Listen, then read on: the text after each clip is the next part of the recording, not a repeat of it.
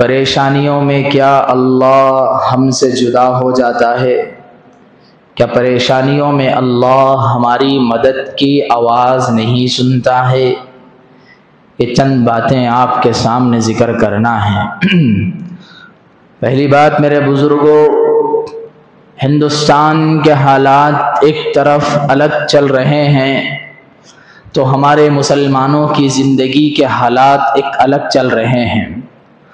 ہندوستان کے حالات اگر لکھنے بیٹھ جائیں تو وہ بھی ایک ضخیم طویل کتاب بن جائیں گی، اور ہندوستان کے مسلمانوں کی اس حال کی حالت اگر لکھنے بیٹھ جائیں تو بھی اس سے لمبی چوڑی ایک کتاب بن جائے گی۔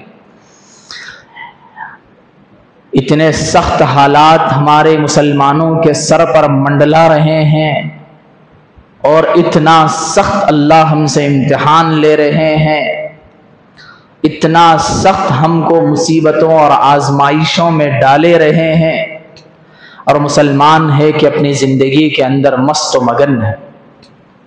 اب یہاں سمجھ لیجئے آپ حضرات، انسان اپنی پریشانی کے وقت میں تو اللہ کو یہ کہتا ہے، اے اللہ میں بہت پریشان حال ہوں، میں بہت زیادہ غمگین ہوں، نروس فیل کر رہا ہوں، میرے گھر کے حالات بہت زیادہ تنگ ہو چکے ہیں، فائنینشل پرابلم میں میں پھنس چکا ہوں، نہ جانے کتنے ایسے گلے شکوے ہوتے ہیں۔ ٹھیک ہے، اللہ کے سامنے اگر یہ بندہ کرتا ہے تو کوئی حرج کی بات نہیں ہے، مگر یاد رہے میرے بھائیوں، جب اللہ نے پورے ملکی اعتبار سے جب پریشانیوں کا ایک قافلہ چلا دیا ہے تو اس وقت بھی مسلمان اگر اللہ کی نافرمانی کر رہا ہے تو اب یہ مسلمانی کو کہاں سے مسلمان کہلائیں گے؟ عزیز بزرگان دین، اسی لیے آج اس عنوان کا انتخاب کیا گیا کہ جو کچھ کرنے والے ہیں وہ اللہ ہیں۔ آپ کے ساتھ اگر کوئی دن کے لیے یا پھر کوئی وقت کے لیے یا پھر کوئی ٹائم کے لیے یا پھر کچھ مدت کے لیے آپ حیران و پریشان ہیں تو یہ بات اپنے ذہن میں بٹھا لیں، اللہ نے میرے اعمال کے بدولت مجھ سے یہ کہہ رہا ہے کہ تو اب یہ پریشانی میں ہی رہنا ہے۔ تو اس کا یہ ہرگز مطلب نہیں ہے کہ اللہ کے علاوہ بھی کوئی پریشانی دے سکتا ہے۔ ہاں، پریشانی اللہ کے علاوہ کی طرف ہرگز نسبت نہیں کی جا سکتی۔ کچھ دیر کے لیے چونکہ اللہ اچھائیاں زیادہ دیتا ہے تو اس وقت یہ جملہ کہا جائے گا کہ میرے بدعمالیوں کی وجہ سے اللہ مجھے امتحان میں گھسیٹ رہا ہے۔ اللہ کے نبی صلی اللہ علیہ وسلم نے اپنے پیارے صحابہ کو متوجہ کر کے فرمایا تھا، اے میرے پیارے صحابہ، تم اس بات کو یاد رکھنا کہ جس طرح اللہ آسانیوں کا معاملہ فرماتا ہے، ایسے ہی اللہ تمہیں تمہارے حالات کے وزن پر تمہیں پریشانیوں کا بھی سامنا کرواتا ہے۔ یہ بات آپ غور فرمائیں، نبی اپنے زمانے میں صحابہ کو یہ کہہ رہے ہیں جو کہ ایک نبی ہیں، امام الانبیاء، جو کہ صحابہ ہیں جو ستاروں کے مانند ہیں، ان کے درمیان یہ آپس کی گفتگو ہو رہی ہے۔ تو آپ اندازہ لگائیں، اگر ہمارے بدعمالیوں کی وجہ سے اگر اللہ ہم کو پریشانی دیتا ہے تو ہم مایوس ہونے کی ضرورت نہیں ہے۔ قرآن اس مایوسی کی طرف اشارہ کرتے ہوئے کہتا ہے، لا تقنطوا من رحمت اللہ، اللہ کی رحمت سے مایوس نہیں ہونا ہے۔ اب ہندوستان کے جس طریقے سے ہم مسلمانوں پہ ایک درجہ حالات ہیں، ایک درجن سے زائد حالات ہیں، ان حالات میں مسلمان اپنے دل پر ہاتھ رکھ کر یہ سوچے کہ کیا میں نے اپنے اللہ کو راضی کرنے کے لیے کوئی ایک رات بیٹھ کر 1000 مرتبہ یا 100 دفعہ میں نے تسبیح پر یا اپنے ہاتھ کی انگلیوں پر استغفر اللہ کا ورد کیا ہے؟ کیا میں نے اپنے رب کو راضی کرنے کے لیے اور امت کے اوپر سے حالات کو ختم کروانے کے لیے جو میری طاقت ہو سکتی ہے، کیا میں نے ایک نفل روزہ رہ کر دعا کی ہے؟ کیا اس وقت بل کے تعلق سے کیا صرف پروٹیسٹ کر کر ہاتھ میں جھنڈا پکڑ کر نکلنا ہی ضروری ہے؟ کیا اس کے علاوہ اللہ رب العزت کو منانے کے دوسرے کام نہیں ہیں؟ یہ ہندوستان کے اعتبار سے صحیح ہے، حالات کے اعتبار سے صحیح ہے۔ میں اپنی سیلف زندگی میں کیا کر رہا ہوں؟ میں اپنی زندگی کے اتنے بیشتر گناہوں کا بوجھ اپنے کندھوں پہ ٹنوں سے بھر کر کیا میں اپنے اللہ کو صرف وقت بل ریجیکٹ کا ہاتھ میں جھنڈا پکڑ کر اپنی مغفرت کروا سکتا ہوں؟ نہیں میرے بھائیوں، مغفرت اگر کروانا ہے، یہ کرتے ہوئے رات کے پہر میں اپنے اللہ کو یہ کہنا ہے، اے اللہ میری بدعمالیوں کی وجہ سے ظالم بادشاہ مسلط ہوا ہے، میری بدعمالیوں کی وجہ سے اللہ تو نے اتنا بڑا مرحلہ ہم مسلمانوں کے سامنے کھولا ہے، اے اللہ میرے نماز نہیں پڑھنے کی وجہ سے آنے والے زمانے میں اللہ نہ کرے مساجدیں بند ہونے والی ہیں، اے اللہ میرے برے اعمال اور برے اعمال کو پروموٹ کرنے کی وجہ سے میں آج دلدل میں پھنسا ہوا ہوں، میری شادیوں کے اندر کے گانے بجانے نہیں بچ رہے ہیں، نہ ہی میرے گھر کے اندر کی آج کی حالات میں بھی میرے گھر کے رسومات درست نہیں ہو رہے ہیں، آج بھی میرے گھر کا ماحول ویسا کا ویسا ہی ہے جیسے آج کے مسلمان کے حالات آنے سے پہلے میرا گھر تھا۔ کیا میرے اتنے خطرناک حالات پر بھی کیا میں اپنے اللہ کے 2 قدم آگے نہیں بڑھ سکتا ہوں؟ کیا میں اپنے اللہ کے لیے 1-2 رکعت ایکسٹرا نماز پڑھ کے اے اللہ مجھے معافی دے یا مجھے ہمت دے یا مجھے طاقت دے یہ جملے نہیں کہہ سکتا ہوں؟ ہمارے مسلمانوں کا بڑا المیہ ہے صاحب، یہ المیہ ہے کہ ہم مسلمان اپنی زندگی کے اندر مست ہیں، اپنی زندگی کے اندر یہ کہتے ہیں کہ اللہ نے جب پریشانی دی ہے تو اللہ ہی اس کو ختم کر دے گا۔ یہ ہمارا ایک بہترین سلوگن بن گیا ہے۔ ہم مسلمانوں کی زبان پر جاری یہ الفاظ یہ اللہ کو ناراض کرنے والے ہیں۔ ہاں 100% نہیں بلکہ 200% اللہ ہمارے یہ بدعمالیوں کی وجہ سے ہم پر یہ حالات لا رہے ہیں۔ کیا میرا کسی عالم دین سے تعلق مضبوط ہوا؟ کیا میں اپنے شیخ کے پاس جا کر اپنی زندگی کو سنانے لگا؟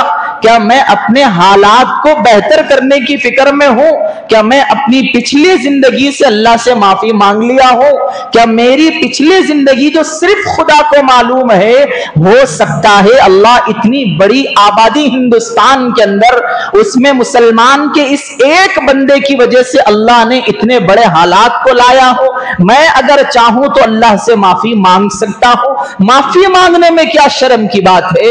لوگوں سے تو معافیاں 1000 مانگیں گے، واٹس ایپ پہ سوری کے لمبے لسٹ لگائیں گے، لوگوں کے سامنے ہاتھ پھیلا کر ہمیں معاف کر دیں صاحب کے جملے گھسیٹیں گے، کیونکہ ہمیں دوسری مرتبہ تلوے چاٹنے کی فرصت جو ملنا ہے ہمیں ان کے پاس جا کر ان کی واہ واہ بھی کرنا ہوتی ہے، دوسری مرتبہ جا کر ان کے ہاتھ سامنے پھیلانا بھی ہوتا ہے۔ جب دنیا کے مقاصد کو سامنے جب انسان نے رکھا تو اللہ کے سامنے بھیک مانگنا انسان بھول گیا ہے۔ انسان اللہ کے سامنے اب تہجد نہیں پڑھ رہا ہے۔ تہجد کے بارے میں اللہ کے نبی نے فرمایا میں اتنی پیاری عزیز اس کو نماز سمجھتا ہوں رات کی نمازوں میں، اگر میں اس کو ریگولر پڑھنا شروع کر دوں، اگر میں نے اس کو مستقل پڑھنا شروع کر دیا، بس مجھے ڈر اس بات کا ہے کہ میری امت پر اس کو کہیں فرض نہ قرار دیا جائے۔ یہ نبی کے اعمال ہیں، وہ نبی جس کے اگلے بھی معاف ہو چکے ہیں، جس کے پچھلے بھی معاف ہو چکے ہیں، جو ایک دم معصوم سا بندہ نبی کہلاتا ہے، وہ نبی اپنے لیے اپنی امت کے لیے اتنا روتا ہے، اتنا روتا ہے، اتنا روتا ہے کہ یہ کہنے پر مجبور ہو جاتے ہیں صحابہ اے نبی جی آپ کو کوئی پریشانی ہو تو ہم کو بتائیں۔ یہ الفاظ بڑی محبتوں میں نکلتے ہیں، بڑی خوشحالی کے الفاظ ہوتے ہیں جو نبی کو اتنے روتے ہوئے دیکھ کر صحابہ نے اپنی زبان سے یہ الفاظ کہے۔ حالانکہ آپ کو معلوم ہے نبی کو کوئی پریشانی نہیں تھی، حالانکہ نبی یہ کہہ رہے ہیں اللہ اکبر، جب یہ جملہ آنکھوں کے سامنے سے گزرا تو رونگٹے کھڑے ہو گئے۔ اللہ کے نبی نے جواب میں عرض کیا کل اللہ کہیں مجھ پر بھی خفا ہو کر اگر میرا بھی فیصلہ جنت हैबत के अलावा कर दे तो मैं क्या करूं? अल्लाह के हैबत ना गुस्से को मैं कहां से बर्दाश्त कर सकूं? एक मेरे और आपका हाल है। सोता हुआ शेर हमेशा यही सोच रहा है जिस दिन मैं उठूंगा हालात बदल कर रख दूंगा, और यही सोचकर जिंदगी गुजर रही है। और वो मुसलमान की कभी सुबह नहीं हो रही है, और ना ही वो मुसलमान कभी अपने जिस्म से कंबल हटा सक रहा है, और दिल में यही ख्वाब ख्याल है, और सारों के स्टेटस यही बने हैं। मुसलमान सोता हुआ शेर है, इसको मत जगाओ मेरे प्यारों। अभी कब जागेंगे? हालात तो पूरे घर की दहलीज पर दस्तक दे हैं, और यहां तक मुदाखलत हो चुकी है। हम उठने का मतलब ये नहीं है कि अब घर के बाहर निकलकर किसी असेंबली के सामने चले जाएं। मेरे भाइयों, एक जमाने की भी अगर आप तारीख उठाकर देखेंगे, अल्लाह ने ऐवानों के, जलजलों के, तबाहियों के दहाने अगर मुखट्टे किए हैं, तो एक बंदे के मस्जिद के अंदर आकर सच्ची तौबा करने के ऊपर अल्लाह ने इन तमाम को शिकस्त दिया है। ये है मुसलमान का पावर। मुसलमान खोया है। मुसलमान ने अपनी जागीर जो अपने बाप दादाओं से उसको मिली थी, रात का रोना, सदका खैरात करना, गरीबों की मदद में अपना हाथ बटाना, और अल्लाह को मनाने के लिए जिंदगी निछावर करना, ये मुसलमानों ने खोया है। और अफसोस इस बात का होता है मेरे भाइयों कि मुसलमान ये कहते नहीं शर्मता है। इतने हालात के बावजूद भी आप जाएं, ये शादी के सीजन चल रहे हैं, कितने ऐसी शादियां हैं जिसके अंदर किसी को कोई परवाह नहीं है। दुल्हन वाले ये डर कर अपनी शादी को हाई फाई सजा रहे हैं कि कहीं दूल्हे वाले मेरी बच्ची के ऊपर आने वाले जमाने में जुल्म ना करे, और दूल्हा इसलिए अपनी शादी को हाई फाई बना रहा है कि कहीं मेरे ऊपर लोग इस बात का इल्जाम न लगाए कि ये गरीब घराने से है, ये कभी गरीब घराने में पैदा हुआ है, ये इल्जाम न लगाए। इससे बचने के लिए वो अपनी शादी को हाईफाई कर रहा है। क्या तुमने अल्लाह को नाराज करने के सारे हुदूद पार कर दिए हैं? क्या हमने अल्लाह को राजी करने का कोई लफ्ज भी नहीं छोड़ा है? तो बिल यकीन मेरे भाइयों, हमारी तबाही तो 100% है, हमारी तबाही तो 200% है। ना ये सुधरने के काबिल हो रहा है, ना ये गुनाह से बचने के काबिल हो रहा है, ना ही सामने वाले घरों के खानदान आपस में दुरुस्त हो रहे, ना ही किसी आलिम दीन से मुशावरती मजलिस कायम होती है, ना ही किसी को बड़ा मानने के लिए तैयार है। तो बताओ मेरे भाइयों बुजुर्गों, हमारे हालात कब दुरुस्त होंगे? मैं ये नहीं कह रहा हूं कि अब जाएं पूरे के पूरे किसी भी तरीके से जाकर अब इस्लाम का झंडा गाड़ दे, ना ही ये हमारी मुराद है। मुराद ये जरूर है एक एक आदमी अपने घर के अंदर के इस्लाम को दुरुस्त कर ले। क्या बड़ी बात है? क्या मैं अपने घर का इस्लाम दुरुस्त नहीं करता हूं? क्या मेरी माँ के जो जुमले जुबान से निकल रहे हैं, मेरे अल्लाह ने मुझ पर इतनी परेशानियों का जो पहाड़ तोड़ा है 10 सालों से पिछले, क्या मैं अपने घर के अंदर ये नहीं समझा सकता हूं कि देखो अम्मा, कि आप जो सोच रहे हैं, जो आपकी जुबान से अल्फाज निकल रहे हैं, कभी आपकी जुबान से ये अल्फाज निकले हैं, आज मैंने फजर की नमाज नहीं पढ़ी है, फिर भी अल्लाह ने मुझे पेट भर के खाना खिलाया है। जोहर की नमाज मैंने अदा नहीं की है, फिर भी अल्लाह ने मुझे बेहतरीन पिनाया है। मैं असर की नमाज छोड़कर अपने दूसरे काम में मसरूफ हुई थी, या फिर दूसरे काम में मसरूफ हुआ था।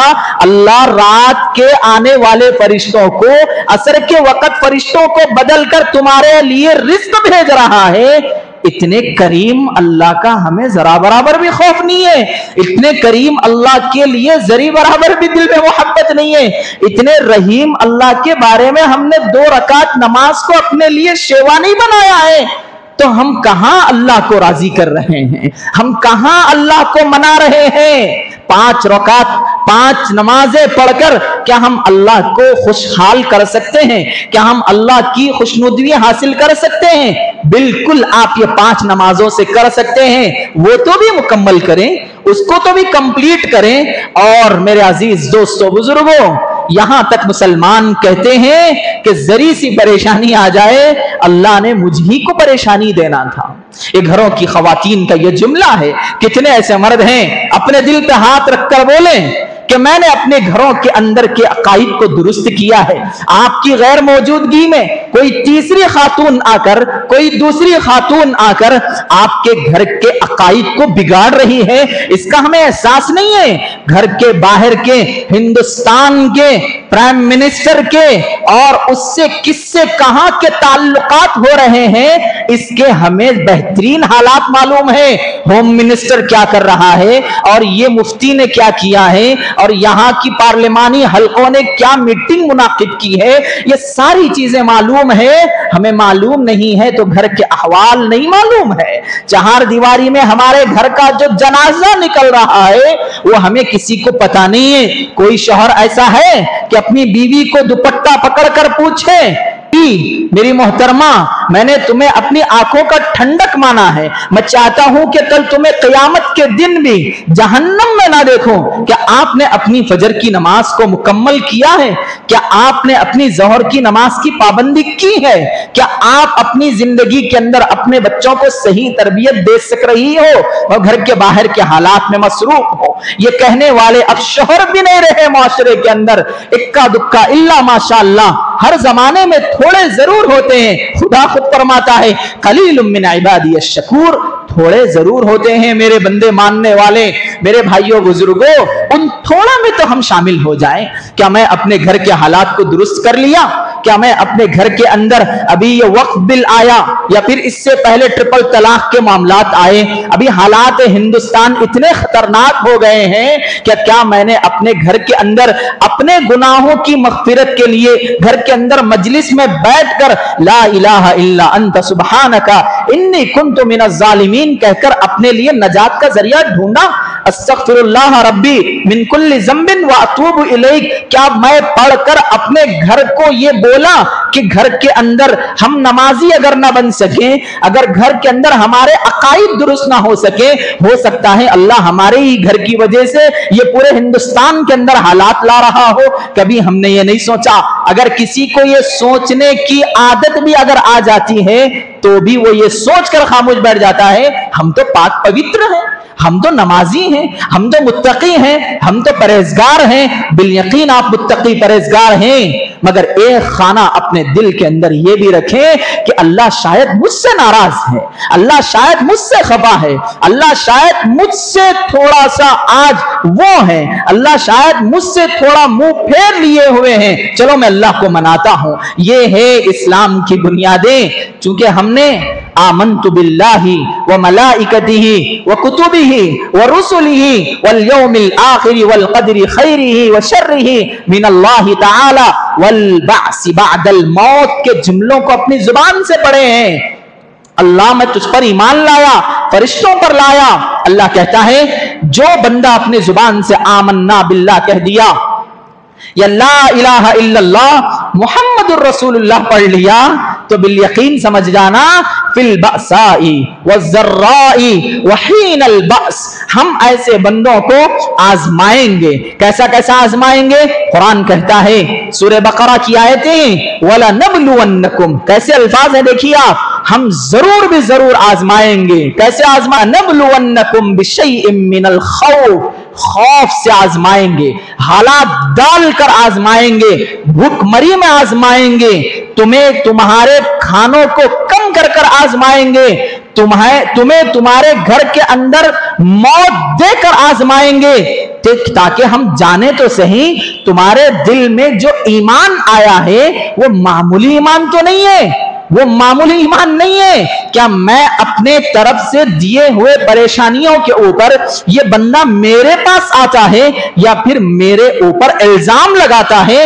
یہ جانچنے کے لیے اللہ مسلمانوں کے حق میں پریشانیوں کو لکھ چکا ہے اور یہ طے کر چکا ہے کہ جو بھی کلمہ پہنچا ہے ہم اس کو آزمائیں گے۔ وہ آزمائش میں اگر بندہ 100% اترتا ہے تو پھر اس بندے کا ایمان اور آخرت، دنیا اور آخرت اللہ ایسی بناتا ہے کہ سامنے والے دیکھ کر حیران ہو جائیں گے۔ ان کی 5 وقت نماز بھی چل رہی ہے، یہ روزہ زکات بھی کرتے ہیں اور لاکھوں کروڑوں کی دنیا بھی سجائے ہوئے ہیں، اور آخرت تو میں اپنی آنکھوں سے دیکھ رہا ہوں کہ یہ سجائے جا رہے ہیں۔ یہ مسلمان کی دنیا ہے، اس کو ہم پرکھیں، اس کو ہم جانیں آخر اللہ ہم سے کیا چاہتا ہے۔ میرے بھائیوں، اللہ نے دنیا بھی मुसलमानों के लिए बनाई और आखिरत भी मुसलमानों के लिए बनाई। मगर यहां दो चीजें समझने की है। अल्लाह ने दुनिया मुसलमानों के लिए बनाई का मतलब यह नहीं है कि हर मुसलमान के लिए बनाई। मुसलमान उन लोगों के लिए बनाई जो अल्लाह के लिए दुनिया के में आए हैं। अब देखिए, अब हम सबको अगर मैं पूछूं तो यही कहेंगे हम सब अल्लाह के लिए आए हैं। दिल से कहने वाले बंदे थोड़े होते हैं जो ये कहें मेरी 5 नमाजें भी हो रही है, मेरे तिजारती कारोबार में मैं मुकम्मल हाजिर भी हूं और मैं अपनी तिजारत में माशाअल्लाह कोई भी घटाला किए बगैर अपनी जिंदगी जी रहा हूं। तो यकीन मानो मेरे भाइयों, ऐसे बंदों के लिए ये जो दुनिया है आखिरत के दर्जों के अंदर की जन्नत के दर्जे बढ़ाने के लिए अल्लाह ने ये दुनिया उनको दी है। और अल्लाह ने जो दुनिया मुसलमान को दी है गारत के लिए, वो मुसलमान हैं जो दुनिया की रंगेलियों को देखकर, चमकेलियों को देखकर, रात के फव्वारों को देखकर, ये चमकते दमकते सितारों को देखकर हमारे दिल के अंदर जो ख्वाहिशात हो रहे हैं कि हम दुनिया के लिए बनाए गए हैं, तो अल्लाह ऐसा कहता है कि तू अब्दुल दुनिया है, तो दुनिया का बंदा हो चुका है। अब्दुल दुनिया बनने से हम अपने अल्लाह से पनाह मांगे, ऐ अल्लाह मैं अपनी जिंदगी के अंदर ये दुनिया का बंदा बनकर कहीं ऐसा ना मर जाऊं कि कल तेरे पास आ जाऊं तो मेरे पास ईमान का एक नुक्ता भी ना रहे। चूंकि अल्लाह के नबी ने फरमाया कि कल तुम कयामत में अपने अल्लाह से ऐसे मिलो कि तुम्हारे दिलों के अंदर जर्रा बराबर तो ईमान रहे। ये क्यों कहा होगा अल्लाह के नबी ने? चाहे तो ऐसा नहीं कहते कि तुमने नमाजें पढ़ी है, सारी चीजें की है, तुम्हारे पास तो बहुत ईमान है, मगर नबी ने जर्रा का लफ्ज इस्तेमाल कर कर सहाबा को अटेंशन कर दिया कि देखो अल्लाह बेनियाज है, कौन सी नमाज हमारी कबूल है, कौन सी नमाज हमारी चली जा रही है, कौन सी नमाज पढ़ने के बाद भी हमें सवाब नहीं लिखा जा रहा है, कौन सा सदका, कौन सी ज़कात, कौन सा हज ऐसा हो रहा है कि वो सब कुछ के बावजूद भी हमारे नामे आमाल में रत्ती बराबर नहीं है। क्यों नहीं होता है? वो इसीलिए ना कि हम अपने अल्लाह के लिए न करने की वजह से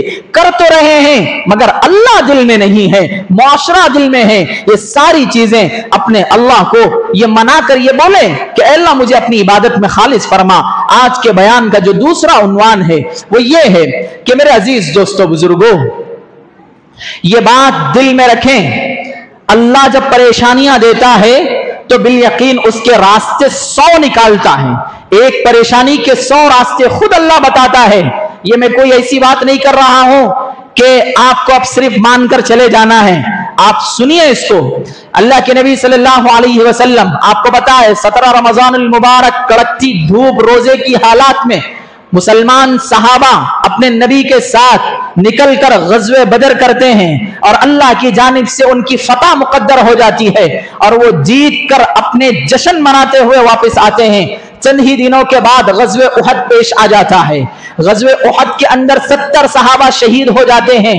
आप जानकर हैरान होंगे, ऐसा क़यामत का मंजर उनके सामने आ जाता है, सहाबा की जुबानों से ये निकल जाता है, मता नस्रुल्लाह, अल्लाह की मदद कहां है। ये अल्फाज जब निकल जाते हैं तो सोचो आप सहाबा के दिलों के अंदर क्या गुजरी होगी। कलेजे मुंह को आ गए थे। इतने हालात के बावजूद भी अल्लाह ने उनको तसल्ली देते हुए कहा कि क्या तुम भूल गए गज़वे उहद के अंदर या फिर गज़वे बदर के अंदर, गज़वे बदर के अंदर मैंने तुम्हें बेहतरीन तरीके से फतह नसीब फरमाई। हाँ, उनके भी मारे गए हैं। तुम्हें तसल्ली देने के लिए अल्लाह ने यह फरमाया कि जीत हर बार मुसलमान की हो यह भी मुमकिनात में से नहीं है। हाँ, हर बार हार जाए यह भी मुसलमान की मुमकिनात में से नहीं है, बल्कि दोनों के दरमियान जो तवाजुन अल्लाह ने रखा है। अल्लाह के नबी ने यहां जो पॉइंट का जुमला कहा है वो ये है, तुम्हारे अमाल तोले जाएंगे तुम्हारे नेक कामों के लिए, तुम्हारे अमाल देख लिए जाएंगे तुम्हारी जिंदगी के सक्सेस के लिए, तुम्हारे अमाल को परखा जाएगा तुम्हारे आने वाले जिंदगियों के लिए। यह है मेरे अजीज दोस्तों बुजुर्गों। ऐसे ही अपने अल्लाह को मनाने की खातिर मोहम्मद अली जौहर, आपने नाम सुना होगा, जब इनको जेल में डाल दिया गया, जेल में डाल देने के बाद इनको जेल के अंदर यह खबर आई कि आपकी जवान बेटी का इंतकाल हो चुका है।